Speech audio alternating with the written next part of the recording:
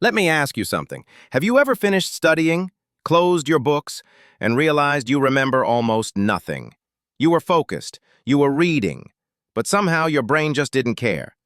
Here's the truth most people never hear. You don't forget because you're lazy. You forget because your brain never saw a reason to keep it. And once you learn how to make your brain care, you'll remember more in 2 days than you used to in 2 weeks. Your brain doesn't store information, it stores experiences. That's why you remember random songs, stories, or embarrassing moments, but not the definitions you repeated 10 times. Your memory keeps what feels alive, what connects to emotion, curiosity, or identity.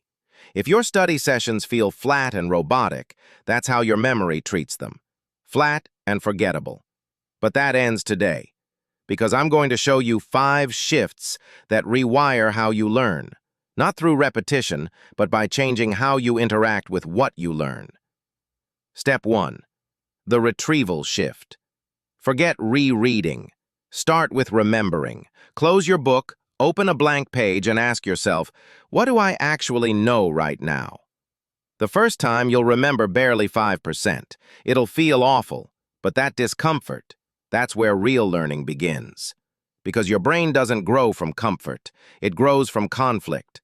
Recognition says, I've seen this. Recall says, can I pull this out without help? And only recall creates memory. Step 2. Become the concept. You don't forget everything, only what feels disconnected from you. Your brain remembers what feels like you. So stop memorizing. Start becoming the idea. If you're studying economics, don't just define supply and demand. Say, if I were Nike and my drop went viral, I'd raise prices. Now it's real. Now it sticks. Because your brain loves simulation. It feels alive. Step 3. Chunk and collapse. Your brain doesn't store chapters. It stores patterns. So compress information. Simplify it. Turn each idea into one short, vivid line.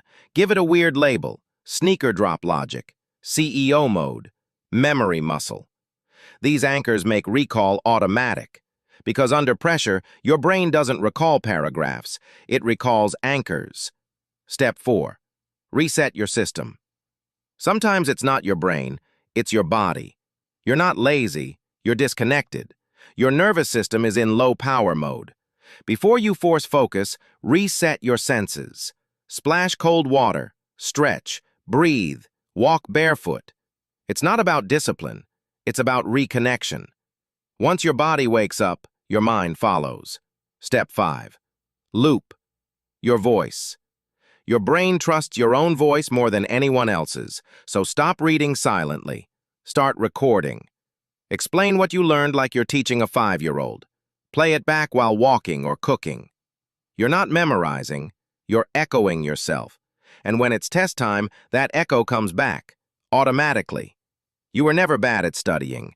You were just taught the wrong way. You were trained to consume, not to connect. Once you study with your body, emotions, and identity engaged, studying stops feeling like punishment and starts feeling like progress. Because your brain doesn't crave effort, it craves meaning. And when learning feels meaningful, you'll never forget it again.